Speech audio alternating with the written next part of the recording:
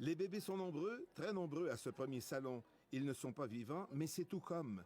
Fait souvent de silicone ou de vinyle, les poupées ont l'allure, la taille et même le poids d'un nouveau-né. J'ai toujours aimé les bébés. Je découpais des bébés dans les catalogues quand j'étais petite. Je collais ça sur mon mur de chambre. J'ai eu 3 enfants. J'ai 6 petits-enfants. Et là, mais je m'ennuie. Ça m'apporte un grand réconfort. Oui, je la berce des fois le soir, là. Mais je suis pas comprise de mes enfants. Mes enfants, ils pensent que maman, ça va pas bien dans sa tête. À Drummondville, ce week-end, des gens de partout au Québec se font plaisir, même si parfois, ils ont peur du jugement. J'ai été adoptée.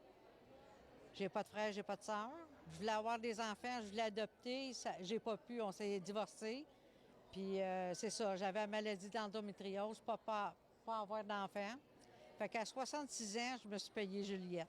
Auteur du livre L'approche par la poupée, Louise Vendette comprend le phénomène et avec une population de plus en plus vieillissante, il est appelé à prendre de l'ampleur. L'effet thérapeutique est indéniable selon elle. C'est que la personne qui pleure, qui est triste, qui est déprimée, donc les résidents, les personnes aînées qui vivent avec la maladie d'Alzheimer et qui sont en contact avec une poupée Reborn, on voit tout de suite les changements, tous les changements, les bienfaits que la poupée apporte. Toutefois, ajoute-t-elle, cette poupée n'a rien de magique. Elle ne fait qu'évoquer des souvenirs heureux. Elle vient toucher la dimension du passé de notre résident, de notre personne, et ça pousse la personne à parler puis à verbaliser. Fait que c'est un outil de travail aussi. Vicky Poulain a confectionné sa propre poupée Lysol cet hiver. Une visite à ce salon d'une grande valeur artistique la comble. Ça me fait triper. Elle est calme, en tout cas. Oui, elle est très calme, elle dort tout le temps. Elle ne mange pas beaucoup. Non, elle coûte pas bien cher. Mais vous, ça vous donne beaucoup de bonheur. Oui, vraiment.